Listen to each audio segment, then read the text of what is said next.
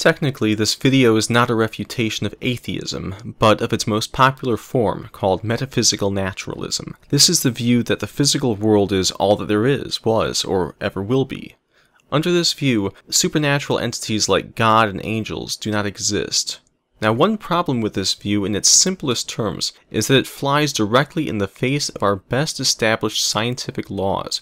Thermodynamics is such a well-established field of science that it is practically considered a closed field.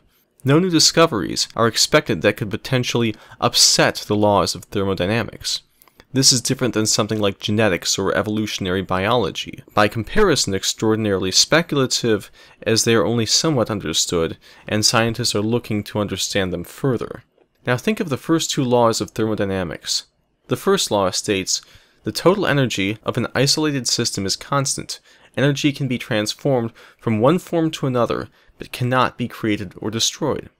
The second law states that the entropy of an isolated system never decreases. This is to say that an isolated system will always wind down and never wind back up. All energy will go from usable energy to unusable energy, and the process is irreversible. If either of these two laws were false, then perpetual motion machines could exist. Good luck telling any scientist about your plans to build a perpetual motion machine. But if naturalism is true, then the physical world as a whole is an isolated system. This means that energy cannot be created, and yet as time goes on, it is irreversibly being turned into unusable energy. The question then becomes, why then is there usable energy in the first place? It either came into existence, or it always existed.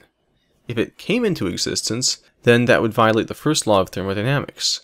If it always existed, the usable energy would have been exhausted by now. Now the atheist has no recourse to this.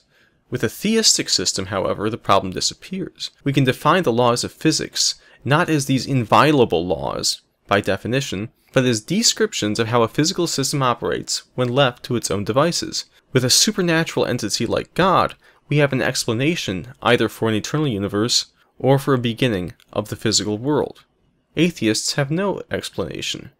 Or perhaps they do, but the explanations tend to be long in speculation and short in evidence. Either that, or they alter their vocabulary to define the problem out of existence. Shalom Aleichem.